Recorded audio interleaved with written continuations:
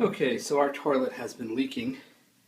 If you look down here, you can kind of see where the water's been getting in on that wood. We've been keeping a towel there to keep it. Basically, you can see down here where you turn the thing off. Oops, I shouldn't do that sideways. Turn the power off, the water off, and then here is where the leak is actually coming. You can see that little bit of water there. It just dropped. So we called the plumber, and the plumber said if he was to do it, it would cost $229, but there might be something we could check out. So basically what I've done is I've gone to the store, and I have purchased a thing to use here. So let me go ahead and pause for a second. All right, so I went here and I bought 2 of these metal type things, similar we put on the washing machine, so they're made for the toilets because they will not bust out like the rubber ones will. And then I also got some Teflon tape to go ahead and tape the inside. The guy said, now of course this tank is full of water, so if I just disconnect that hose down there, obviously the water is going to go ahead and spill out. So I've got to empty this out before I disconnect it. So I'm going to take the lid off there. But the way that the water gets in there in the first place is through this. So I'm going to close this up.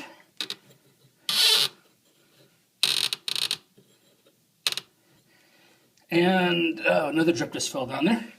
Let me flush. Make sure no more water comes in.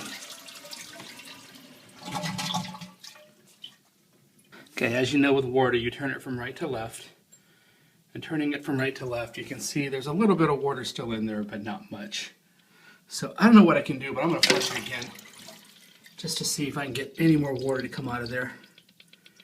And it is slowly coming out,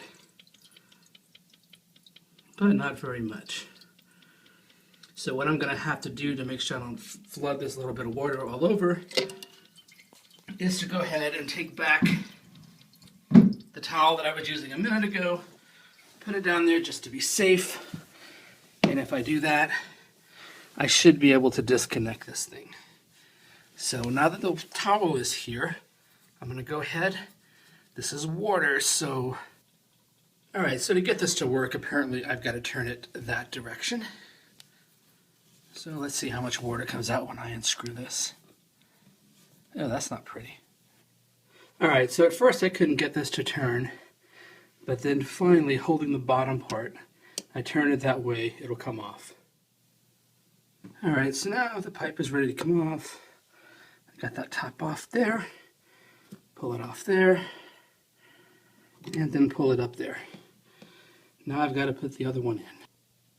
Now I didn't really put any Teflon on the bottom, Teflon tape on the bottom, but I will on the top here. About 5 layers of coating. And now that I've got the Teflon tape on there, it looks like this, even though for some reason it's coming out a little fuzzy. But yeah, Teflon tape is on there, and now I'm going to attach this thing in a counterclockwise direction.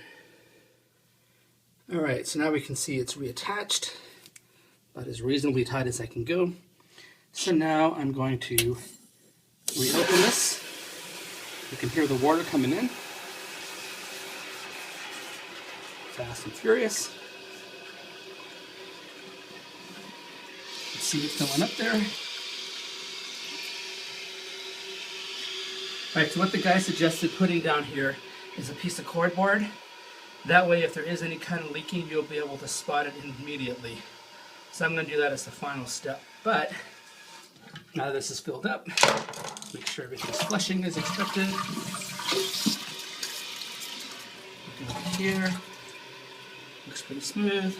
Should be repaired. But obviously this is water, so we want to make sure everything's tight and good to go. And that should be it. And finally, here's the cardboard. So I can go ahead and take a look at that. And if it looks like there's any wet, then I know that there's something wrong with the slight leaking. And I'll watch that over the next couple of days and a week and so forth.